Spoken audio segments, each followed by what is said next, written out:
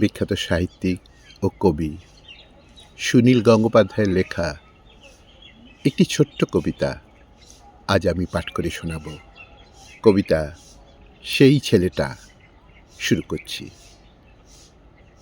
নাম জিজ্ঞেস করলে বলে সকাল কিংবা রোদ্দুর, সেই ছেলেটা দাঁড়িয়ে আছে তেঁতুল গাছের তলায়। পুচকে ছেলে, 9-10 বছর, দু চোখে নেই কান্না, হাফ পেন্টুন সারাগা খালি, পুতির মালা গলায়।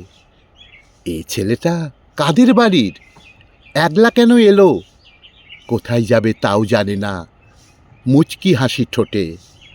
ঠিকানা জানিস?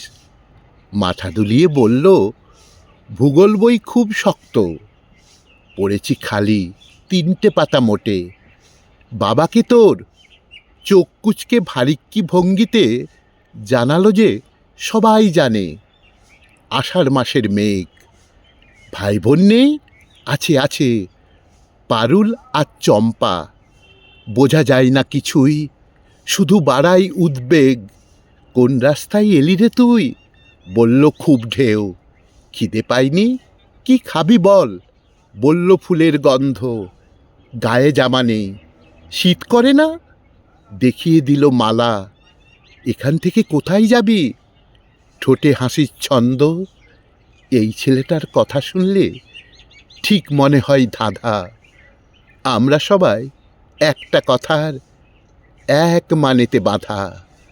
আমরা সবাই একটা কথার এক মানেতে বাঁধা।